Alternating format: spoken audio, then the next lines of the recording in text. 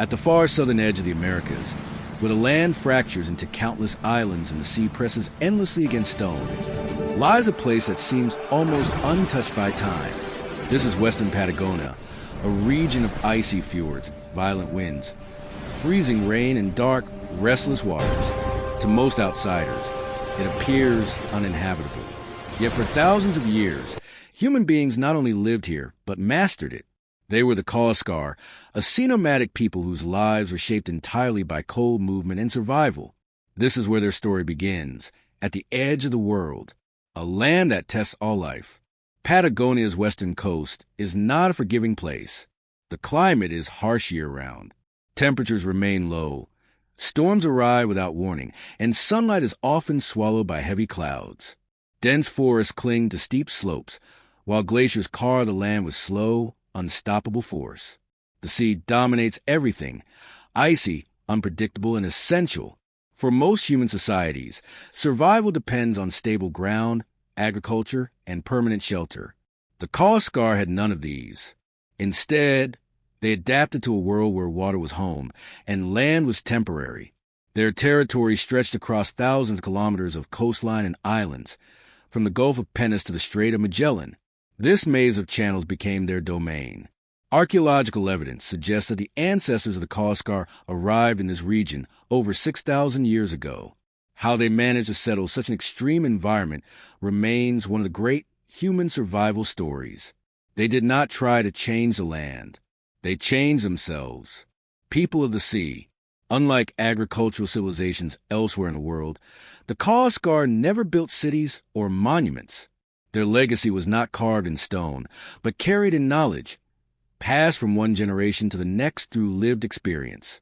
They were nomads of the sea, traveling almost constantly in canoes crafted from bark and wood. Entire families moved together, parents, children, elders, and even dogs. The canoe was more than transportation. It was home, shelter, and survival tool all in one. Life revolved around the rhythms of the water. The Kawésqar hunted sea lions, gathered shellfish, caught fish, and collected seabird eggs. They knew the tides, the currents, and the hidden dangers of the channels with astonishing precision.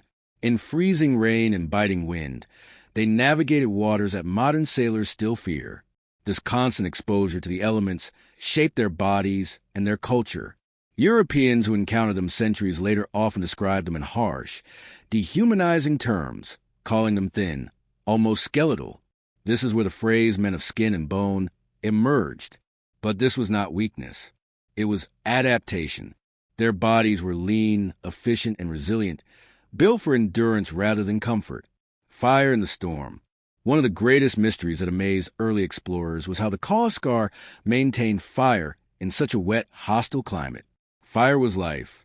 It provided warmth, cooked food, dried skins, and offered protection against the cold. The Kawésqar carried fire with them wherever they went, even inside their canoes. Small clay or stone containers held embers, carefully protected from wind and rain. To lose fire was dangerous. To keep it alive required constant attention and deep environmental knowledge. This simple but vital practice symbolized the Kawésqar relationship with nature, not dominance, but balance. They did not fight the elements. They learned how to exist within them. Childhood at the edge. From the moment Kawésqar children were born, they were introduced to a life of movement and endurance. Babies were carried in canoes through cold waters, exposed to wind and rain from an early age. What might seem unbearable to outsiders was normal to them. Children learned by watching and doing. There were no written lessons, no formal schools. Survival skills were passed down through observation. How to read the sky, how to find food along the shore, how to recognize danger in changing tides. By adolescence, a Kawésqar child was already deeply connected to the sea, capable of contributing to the group's survival. Community was essential. No one survived alone in Patagonia. A culture without possession. The Kawésqar worldview was shaped by scarcity and movement. They owned very little. Possessions had to be light and practical. Everything unnecessary was left behind. This lack of material wealth did not mean a lack of culture. On the contrary, their oral traditions were rich and complex. Stories explained the origins of the world, the behavior of animals, and the unseen forces that govern nature. These stories were not entertainment. They were survival knowledge encoded in narrative form. The sea, the wind, the animals, and the land were all seen as living forces deserving respect. To take more than necessary was dangerous, not just physically, but spiritually. First glimpses by the outside world. When European explorers first entered the region in the 16th century, they were shocked. Sailing through the cold channels, they saw smoke rising from distant shores, proof that people lived there. The sight seemed impossible. To the Europeans, the Kawésqar appeared almost unreal, nearly naked in freezing weather, living in constant rain, surviving without agriculture or permanent homes. Many explorers failed to understand what they were witnessing. Instead of seeing adaptation, they saw what they believed was primitiveness. This misunderstanding would later have devastating consequences. But at this moment in history, before sustained contact, the Kawésqar world was still intact. Their knowledge of the sea was unmatched. Their way of life, though fragile, had endured for thousands of years. They had survived ice ages, rising seas, and endless storms. They were still here, survivors of skin and bone. The phrase survivors of skin and bone captures only a fraction of the truth. The Kawésqar were not defined by physical thinness, but by resilience. Their strength was not loud or visible. It was quiet, learned, and deeply human. They lived where most could not. They endured what others feared. And for millennia, they succeeded, not by conquering nature, but by listening to it. Yet their greatest challenge was still to come, because soon unfamiliar ships would arrive, and with them would come disease, displacement, and a world that did not understand or value the Kawésqar way of life. In the next part, we follow the Kawésqar deeper into their daily existence, onto the water itself, to understand how life in a canoe became the foundation of one of humanity's most extraordinary survival stories. For the Kawésqar, the sea was not just a source of food or a route between islands. It was life itself. While most human societies built settlements on land, the Kawésqar built their existence on water. Their canoes became both home and highway, and their survival depended on an intimate knowledge of the cold, storm-lashed channels of western Patagonia. The canoe, home, shelter, and survival. The Kawésqar were nomadic sea people, traveling in lightweight canoes made from bark, wood, and reeds. Each canoe was carefully crafted to withstand turbulent waters, yet light enough for portaging across land when necessary. Entire families lived in these vessels, moving as one unit to the maze of islands and fjords. Children, parents, and even elders shared a canoe, along with small amount of possessions. Dogs often accompanied them, both as companions and helpers for hunting. Life in the canoe required constant adaptation. Clothing was minimal, typically animal skins that could be dried quickly. Sleeping was on thin mats or within the canoe itself, sometimes partially covered with bark shelters against the wind. Every aspect of their lives revolved around the sea. The Kawésqar did not fight the weather, they worked with it. Storms dictated movement, tides guided travel, and the presence of certain birds or sea mammals indicated the location of food. Hunting and gathering in extreme conditions. The Kawésqar diet was dominated by seafood. Fish, shellfish, crustaceans, sea lions, and birds provided protein and fat essential for survival. Hunting required exceptional skill, patience, and timing. Fishing was done with spears, nets, and traps carefully crafted from natural materials. Seals and sea lions were hunted not only for meat, but also for oil, skins, and bones, which were used for clothing, tools, and fire. Gathering shellfish meant carefully navigating rocks at low tide, often in freezing water, while avoiding dangerous currents and sharp stones. Even the simplest tasks demanded teamwork. Children learned from a young age how to handle nets, recognize tracks in the sand, and understand the behavior of marine animals. Every member of the group had a role. Every contribution was vital. Mastering the weather. Patagonia's weather is unpredictable. Storms could appear suddenly, whipping the channels into dangerous waves. The Kawésqar learned to read the sky and the wind like a map. They knew which cloud formations signaled storms, which tides would trap them in certain channels, and which currents could carry their canoes safely through narrow passages. They developed survival techniques that modern sailors might envy. For example, They knew how to stabilize their canoes in rough water, how to drift safely through strong currents, and how to use floating kelp or driftwood as emergency rafts. These skills were taught orally, passed from parent to child through demonstration and careful observation. Daily life on the canoe, a day in the life of the Kawésqar, began long before sunrise. The morning light revealed potential food sources: fish swimming near the surface, seabirds diving for prey, or the distant glint of seals on a rocky shore. Food preparation and canoe maintenance occupied much of their time. The Kawésqar repaired their vessels constantly, patching holes and reinforcing bark coverings. Fire remained essential.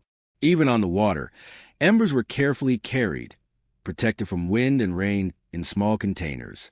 Without fire, warmth, and cooked food were impossible. Maintaining it required constant vigilance and skill. Social life was deeply tied to the canoe as well. Stories were told during rowing or while preparing meals. Songs, chants that encoded knowledge of the sea and survival rhythms passed cultural memory from one generation to the next. These oral traditions preserve history, spirituality, and practical knowledge simultaneously. Clothing and adaptation. While early European visitors described the Kawésqar as nearly naked, this was an adaptation, not neglect. Minimal clothing made movement easier in the canoe and allowed wet animal skins to dry quickly. They used bark, seal skins, and fur as needed for warmth. Their bodies were lean and efficient, perfectly suited to endurance in cold and wet conditions. This physical adaptation, combined with their intimate understanding of the sea, allowed the Kawésqar to survive where others could not. They were thin, yes, but powerful in skill, resilience, and endurance. The rhythm of movement. The Kawésqar rarely stayed in one place for long. Islands were visited in sequence, following food availability and seasonal cycles. Movement was dictated not by ownership of land, but by ecological knowledge. Campsites were temporary, carefully chosen for access to resources, shelter from wind, and safety from predators. Even death was handled with mobility in mind. Burial customs were modest and practical, reflecting a philosophy of living lightly on the land while depending heavily on the sea. Survival as identity. For the Kawésqar, survival was not merely physical. It was cultural and spiritual. Life on the water required constant decision-making, collaboration, and respect for nature. Every meal, every journey, and every interaction with the environment reinforced a deep sense of identity as survivors of skin and bone. Their lifestyle forged resilience, ingenuity, and social cohesion.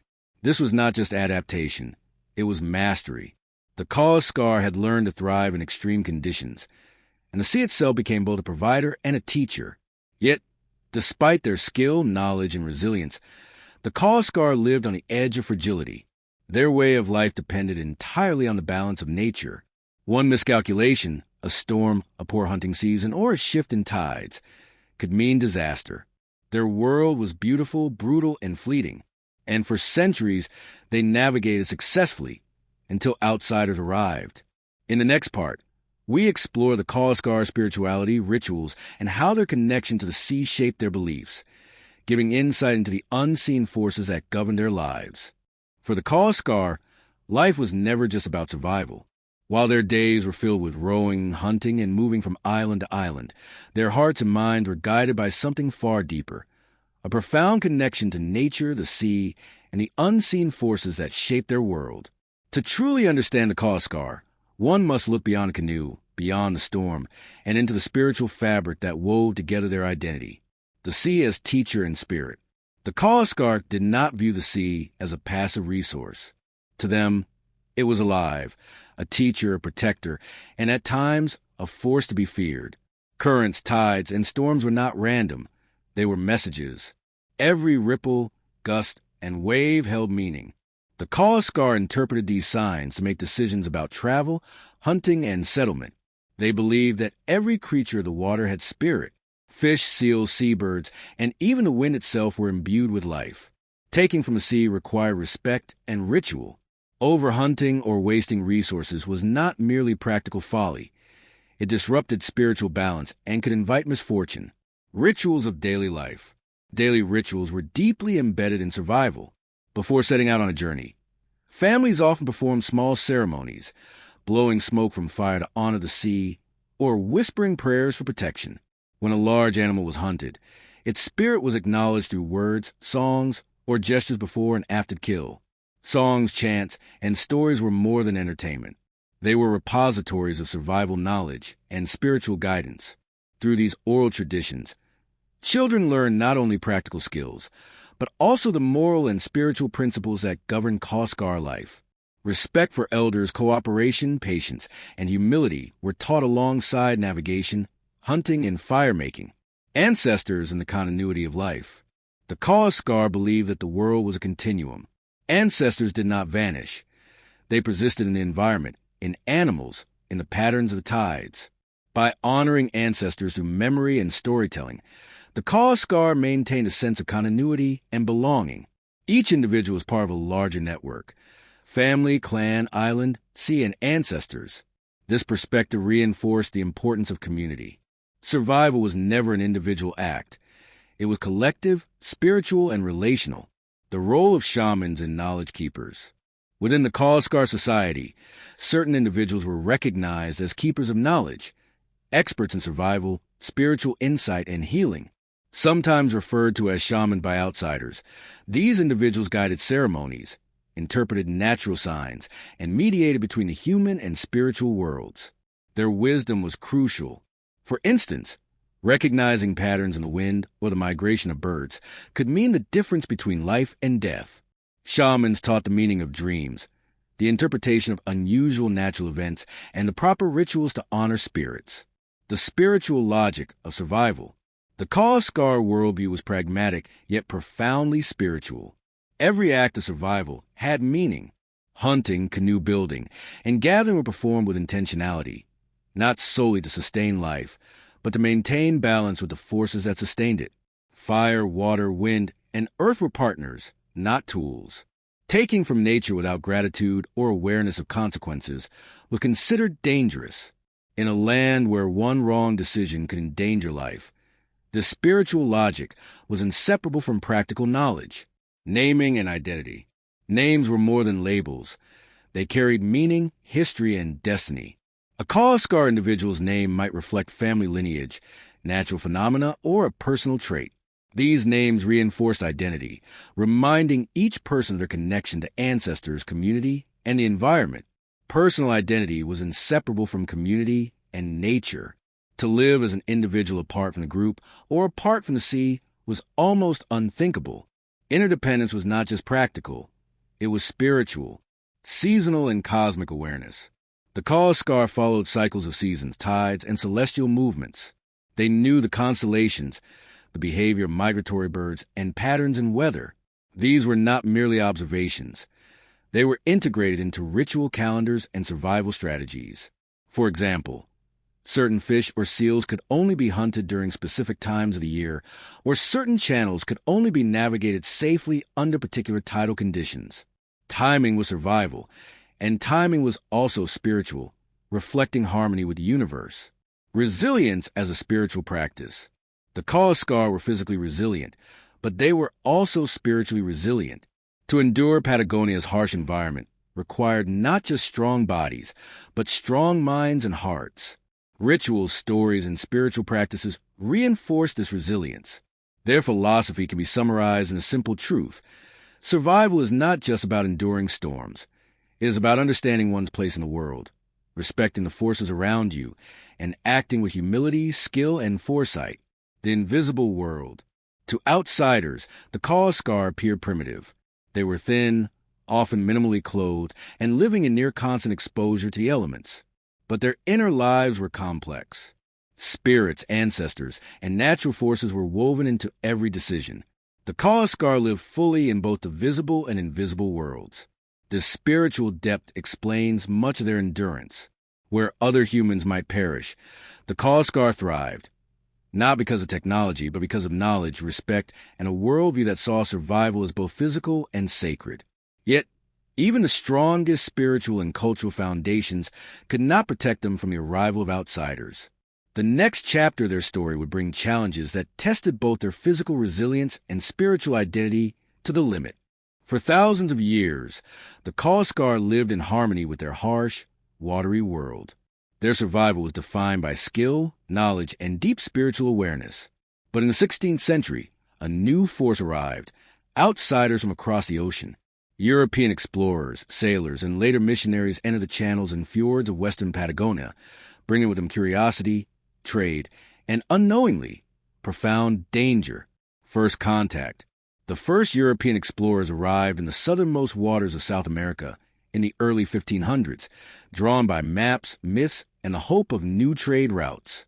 They marveled at the rugged beauty of the land and the apparent strangeness of its inhabitants. Smoke rising from islands and distant canoes carried human life, but Europeans often misinterpreted what they saw.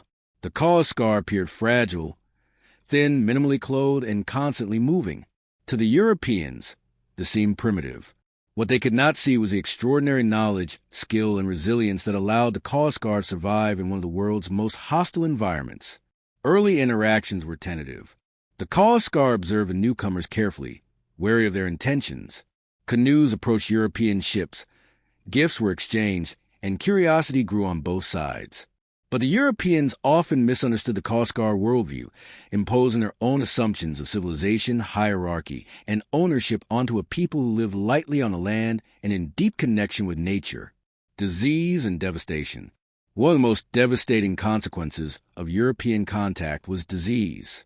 Smallpox, influenza, and measles arrived with explorers and traders, spreading far faster than Europeans could have imagined. The Kawésqar, with no prior immunity, suffered massive population losses. Entire families vanished in weeks, leaving survivors struggling not only with grief, but also with the practical task of maintaining their nomadic way of life. This biological invasion reshaped Kawésqar society. Communities shrank, elders, keepers of knowledge, were lost, and survival became increasingly difficult. The intimate oral traditions that had guided generations were disrupted, threatening both culture and spiritual continuity. Missionaries and cultural change. By the 19th century, missionaries began establishing contact with the Kawésqar. Their goal was to convert the people to Christianity and to civilize them according to European norms. Canoes were discouraged, and nomadic life was increasingly seen as incompatible with the imposed sedentary lifestyle. Missionaries introduced permanent shelters, European clothing, and formal education. While these changes provided some protection against the cold, they also undermined traditional knowledge and practices. The Kawésqar were asked to abandon much of what had allowed them to thrive for millennia: their spiritual beliefs, their movement with the seasons, and their intimate connection to the sea. Some Kawésqar adapted, combining elements of new teachings with traditional practices. Others resisted, moving further into remote channels to maintain autonomy. The tension between survival and cultural preservation became a defining feature of this period. Loss of territory. European colonization also brought territorial loss. Land that had been freely used by Kawésqar families was claimed by outsiders for settlement, industry, or trade. Traditional hunting and gathering routes were disrupted, and fishing zones became restricted. For a people whose life depended on mobility, these restrictions were catastrophic. In addition, the introduction of new technologies, trade goods, and foreign animals altered the ecosystem. The Kawésqar were forced to navigate not only environmental hazards, but also human-imposed changes to the very resources they relied upon. Endangered culture. By the early 20th century, the Kawésqar population had declined dramatically. From several thousand, only a few hundred remained, scattered across the islands and coasts they had once dominated. With fewer elders and disrupted traditions, the oral histories, rituals, and survival knowledge that had guided generations were at risk of disappearing. Yet, despite this adversity, the Kawésqar continued to survive. Their resilience, honed over millennia of harsh winters and rough seas, became a crucial factor in maintaining a fragment of their culture. Canoes continued to glide through fog-laden channels, and songs, stories, and rituals persisted in adaptive forms. Confronting a new world.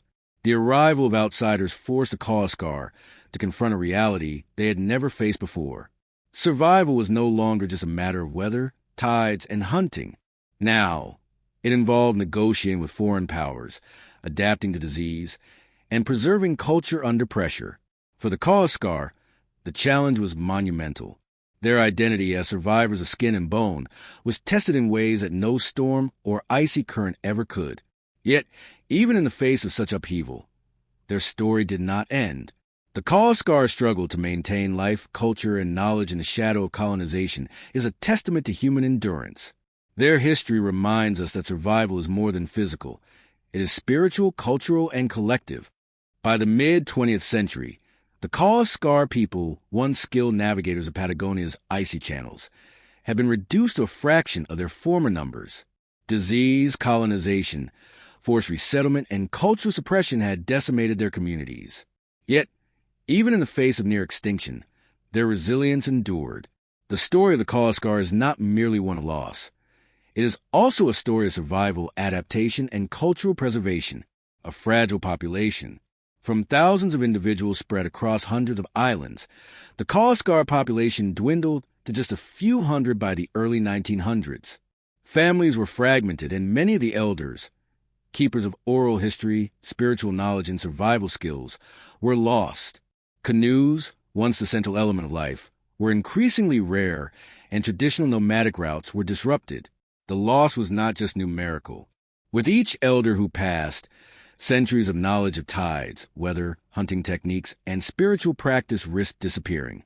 The Kawésqar faced a very real danger of cultural extinction, where survival meant living, but knowledge and identity were at risk of vanishing. Cultural revival efforts. Despite these hardships, the Kawésqar did not disappear entirely. Small communities survived on the fringes of Patagonia, maintaining what they could their traditions. In recent decades, efforts have been made to revive and preserve Kawésqar culture. Cultural programs, museums, and collaborations with anthropologists have documented oral histories, songs, and rituals.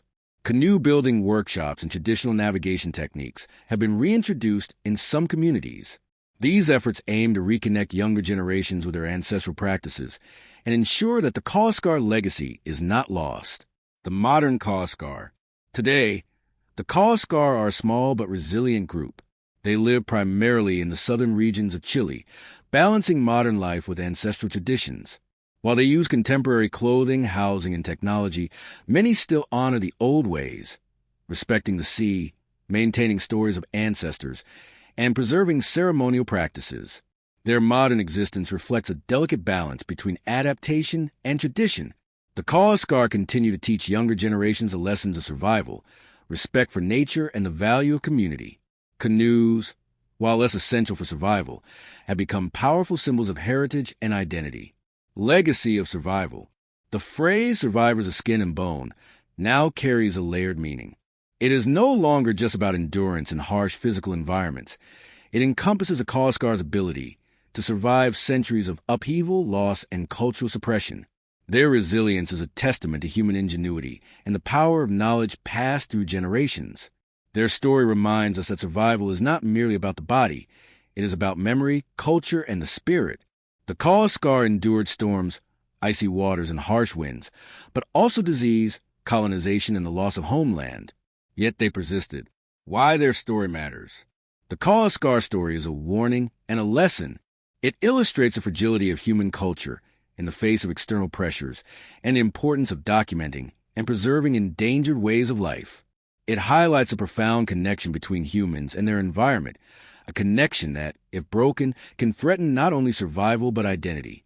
Today, as we navigate a rapidly changing world, the Kawésqar remind us that survival is not just about adaptation. It is about understanding, respecting, and living in harmony with the forces that sustain life. Their story is also a call to action, to learn from their resilience, to honor their knowledge, and to ensure that future generations remember the people who thrived in one of the harshest environments on Earth. Enduring spirit. The Kawésqar may have been reduced in number, but their spirit endures. From the icy channels of Patagonia to modern cultural centers, they continue to teach us about endurance, humility, and the profound relationship between humans and nature. The legacy of the Kawésqar is a testament to what it means to be a true survivor. Lean in body, strong in knowledge, and unyielding in spirit. And while the world has changed around them, the Kawésqar story remains alive, an untold history of courage, adaptation, and survival at the very edge of the world.